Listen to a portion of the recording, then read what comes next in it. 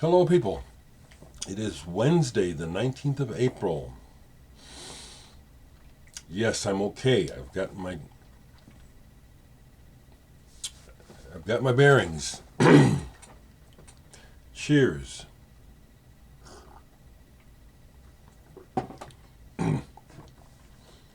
So, what's the latest? Feeling better, but definitely feeling violated.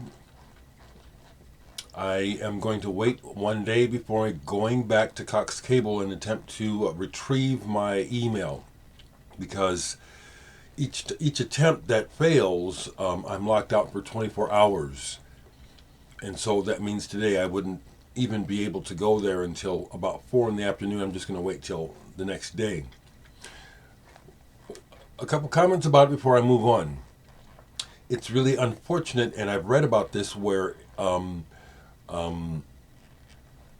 AI identity software seems to be biased. It has a harder time identifying black faces. And that's what I was up against it yesterday, is that the security protocol involves taking a picture of your ID and then matching it with a selfie at the same time. We did it over and over again, and it took it one time, and then that password failed, and then all the other times it told me they didn't recognize me, and it's like I look like my driver's license. So that's unfortunate. It's an unfortunate hitch in trying to get this straightened out. I'll try again tomorrow. What I don't like is what I was told is that now I'm the one who's been violated, and yet because I'm dealing with an impenetrable, seemingly non-human interface, it thinks that I'm the one that is doing the malicious activity, trying to get back into my own account. So it's really kind of sad that at this point the hackers are being honored by the company. It was stolen from me. I've done nothing wrong, but it feels like I'm being punished. Like I only have one chance to get my identity back. And if it fails, and I'm concerned that it's just going to keep failing, I'm not going to accept that I just have to accept that I've lost my email. That's not right. Of course, there's a lot that's not right in this world. I really appreciate your comments and your support, people. I hate hearing how common this is now that it's happened to me. It sounds like this is real common. Jeez. What a world. Again, it's an extension of the shit that you hear me bitching about all the time. Is like we're dealing with this because we're in a world that is completely off balance regarding values. Everyone's trying to get something. It's that mad, naked money grab, power, riches, all that shit. And this is the result. People will do anything. And you know that that's true. People will do anything to get what they want. So, onward. The next part is to explain this. So since I do understand that, I can sign up again to Bandcamp, if I have to in the long run, I will recreate a new Bandcamp site. But for the time being, what I've done is I've created 2 separate pages that are not linked to that corrupt email. They're linked to my Gmail. One is for RAF, so that when the album comes out, people can mail order it through Bandcamp. The other is for Higgins, DeForest Phillips, the CD. It's not here yet, but I'm still planning to do the digital release on Friday. So that will be on Bandcamp, and you'll see in the address for the page that it's not my old Dereck Higgins Bandcamp.com. So please, until I know further, I don't get that much traffic money-wise during the month. I do, though, but not a whole lot. It's mostly on Bandcamp Friday. But if you see this, folks, at this time, if you spend money on my Bandcamp page, it doesn't appear that money's coming to me. It's going to someone else. So please, listen to the music, but But don't buy anything until further notice, because I'm not going to get that money. Someone totally undeserving will get that money.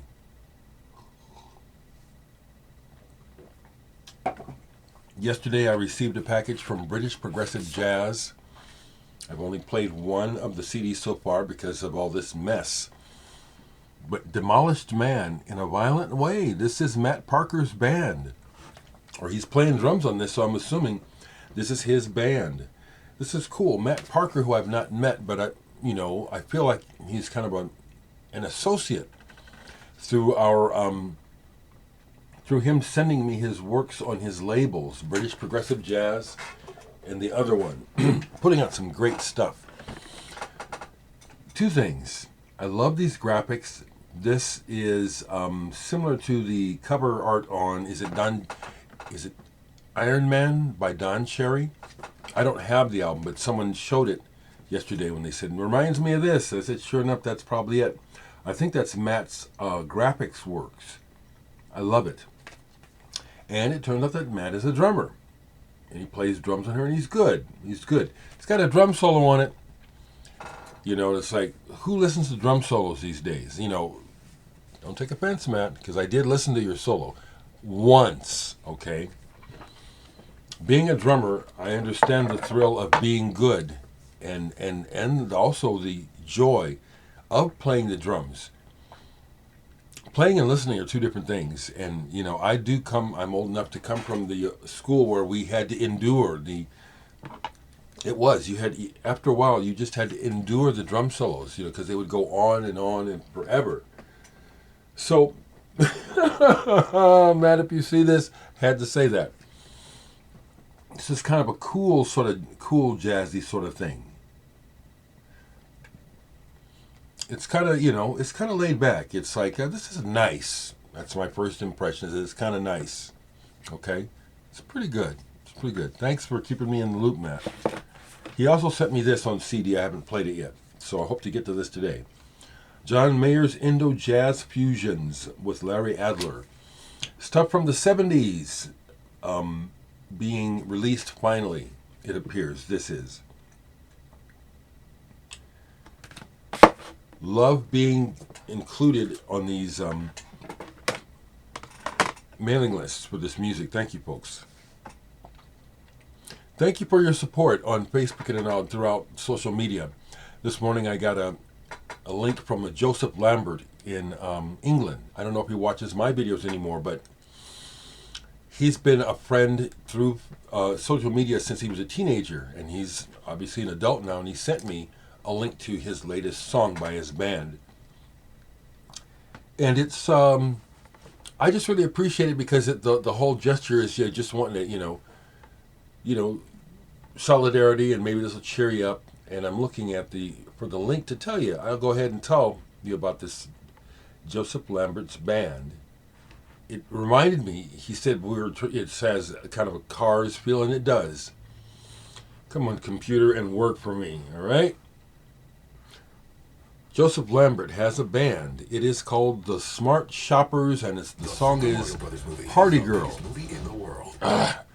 Advertising. Party Girl. Joseph, if you happen to see this, thank you so much for sending that to me and your friendship. And I'll say again, thank you to everyone else for your love and friendship. And I'm just, again, I continue as I get up in the morning. I'm just continuously getting these positive messages of love and support and solidarity. Yes. People are very kind. Okay. Besides the people that aren't. So what's going on musically? Mouse on Mars, Vulvaland. I'm just kind of like, I'm taking a break from writing and recording right now. And, it's funny, I'll say that, and then the next thing you know, I'll get an idea and start recording. But what I've been doing is just pulling stuff that I can't remember ever playing or the last time. And this is something I like. Mouse on Mars saw 'em live, and this is nice. This is good. This has got one of the tracks on here, Future Dub. That is one that introduced me to the band through a video on MTV for that track, Future Dub. I had a good visit with Blake yesterday as he came by, and we confabbed about, we're trying to put together a CD release performance. Unfortunately, it looks like it might not happen because, like I've said all along, Cubby and Blake are prime players in Omaha, so they're busy playing all the time. Blake, we all just found out that Cubby is moving to New York at the end of May. I predicted it. You know, I kind of like that. You know, I've been telling, I told you, because Cubby recently went to New York for the first time, and I said he won't be back. And sure enough, he got it together, and he's moving to New York. So that complicates being able to set up a CD release show because of what's available, when they're available. And we have one chance, May 19th. So I'm working on that to make that happen. If we don't do a release show, no big deal. No big deal. But Blake came by yesterday finally. I hadn't seen him for about a week. You know, that's my dude. That's my dude. It's so funny. You know, I mean, he does. He brings a smile to my face. He really does. He's truly interested, like me, in music. As we get to know each other, I love hearing his stories. And he told me his story about his childhood and how he would make his parents absolutely bonkers. The way he would wake up first thing in the morning and start singing his favorite song because he's wired, you know, he's hyper. I can see that Blake was a hyper child. Anyway, so I said, well, what do we want to listen to? What comes up? So we're watching some video because I'm always checking out video of the newest stuff. And somehow it brought up something old, and then the Yardbirds came up. And I said, oh, I got some Yardbirds. So I pulled these mainly to show them because we were too busy talking. We never played these. But the next group after this that we talked about, we did. But Roger the Engineer is the unofficial title of this album, their first album. This is an original. Yeah, this is an early pressing. If it's not the first run, it's a 60s run. It is. I've looked it up. I have Little Games, the U.S. version of Little Games. Very important band. Yeah, we got into a good discussion about the original British wave and its effect on America. It's cool to be able to share my perspective with a younger person because I was alive at the time. They weren't even born. So to be able to give a first-hand perspective on how this music affected me and in general how I thought it was affecting the social milieu, it's fun to share. And then I have the Yardbirds' greatest hits. It was cool to be able to talk, and that's what I love about this, having this collection, is I can get into great discussions about music with people, and I can pull the music up. So the next thing that came up was the Zombies, the band The Zombies. I'm not exactly sure how we got there. Oh yes, because we're talking about the original, who are the bands, you know. Everyone always remembers the Beatles and the Rolling Stones, of course. But the Animals were really important. Eric Burdon, Dave Clark 5, of course, Herman's Hermits. You don't go down the list. And then the Zombies with She's Not There. Great song, kind of a groundbreaker. You're like an early pop hit that doesn't feature a guitar at all. The main instrument is an electric piano. So I said, yeah, we can hear some Zombies. He had heard Odyssey and Oracle, which I was impressed with. Blake had, and so I pulled it up on video. Not long ago, the Zombies had a series of animated lyric videos made for this album for every song. So I downloaded them and put them on a USB. We were watching them yesterday, and these songs are fantastic. They really are. Man, this is like, wow. Then I have this reissue of it with the original cover, Odyssey and Oracle. This is a fantastic pop album. Those songs are so well crafted, and the way that they feel, there is definitely a sense of nostalgia, and that this music is capturing a time and a place that's super special that I wish really existed. As I explained to Blake, this music, Odyssey and Oracle, is a good example of the rock music that created a world that I wanted to live in through the music in my mind. Very much closely associated with the same experience with the Beatles. How it hit me as a kid, it's like, this isn't white music, this is black, this isn't black music, this is my music. And it was really fun listening to that. And Blake just messaged me this morning. What did he say? I'll share it. This is fun to talk to you all on this level. Personal. You're my friends. So this is cool. Blake sent to me this morning at 8:22. Odyssey and Oracle anniversary today, Dereck. Interesting that we were listening to it yesterday. That's cool. I didn't know, he didn't know. So cool, we listened to the whole thing. Fabulous album if you've never heard the Zombies. Odyssey and Oracle, it deserves the acclaimed position that it has now. It is a classic. And it went over people's heads when it first came out. People had to catch up to how good that record is. The only other thing that I played a bit of was this. Brazilian. Novos Baianos, Acabu Corare. This is a record store reissue of this album. I didn't know anything about these, and I love Brazilian music. That's a nice pressing. Nice. I try to know about stuff. I don't know about everything. I don't.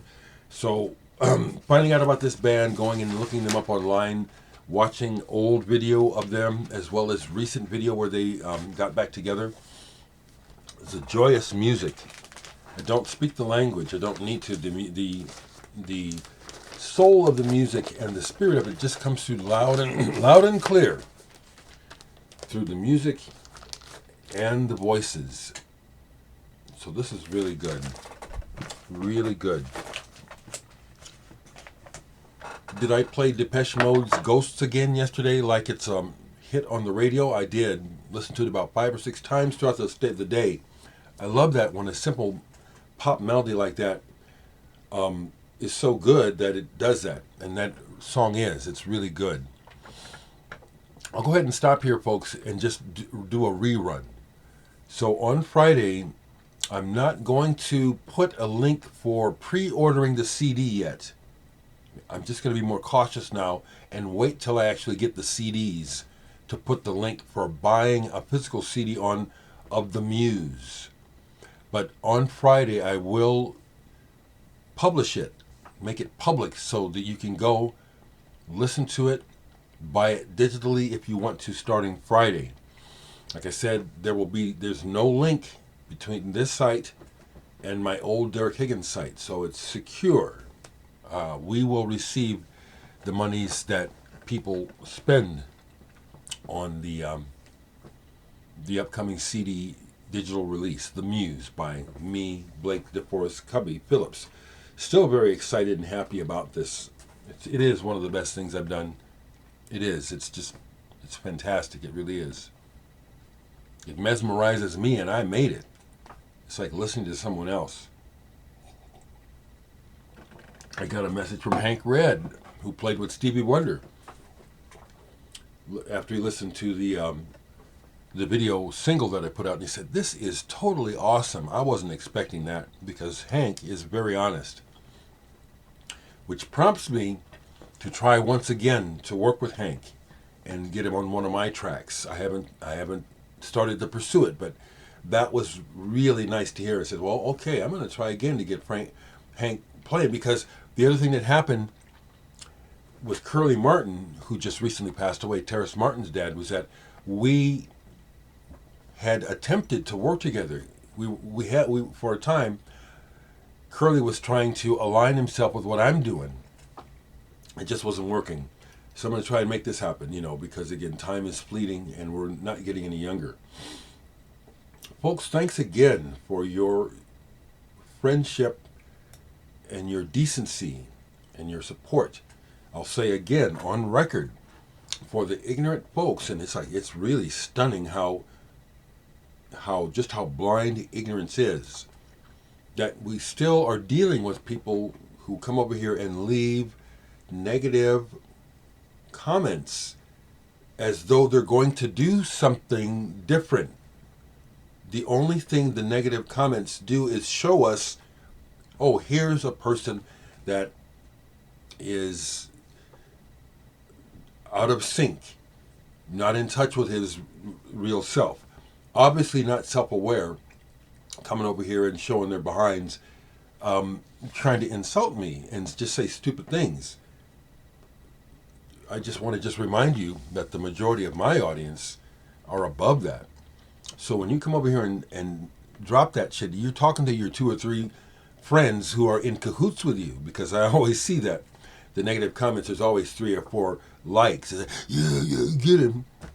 That's some country bumpkin bullshit, and I'm just going to always put it like it is. Like when you see those pictures of those pathetically stupid Trump supporters with flag bib overalls and stupid hats and stuff, that's that mentality. It's stupidity. It's ignorance. There's nothing to respect there. So I'm not asking for them to leave me new deposits, but that's the nature of their ignorance, is that now they're triggered. They think I'm triggered. No, that's not what's going on. I'm responding to reality. That has nothing to do with being triggered. And also, let me share this with you, because I know this.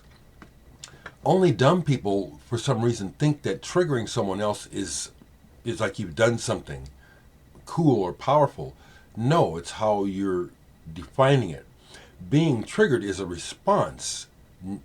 It can be negative, it can be positive, but it's not an indication that the person who's created the trigger has any power. It's an indication that whoever is attempting to keep triggering people, especially negatively, that the person is a pain in the ass and needs to grow up and get to know themselves better and leave other people the hell alone. Is that going to happen because I keep talking like this? Probably not, but maybe someone will have a moment where they start to think about, what the hell am I doing and why am I trying to spread my stupid misery to other people, especially the people who have done nothing to me.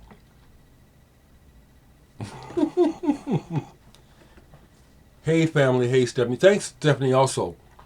When we talked yesterday, thanks for trying to be the voice of reason. I was stressed as the shit when I called you, and so I just need to talk about it. I didn't need somebody trying to calm me down because it didn't work, I needed to express my stress. I'm better today. Thanks for your efforts. Okay, I'll talk to you.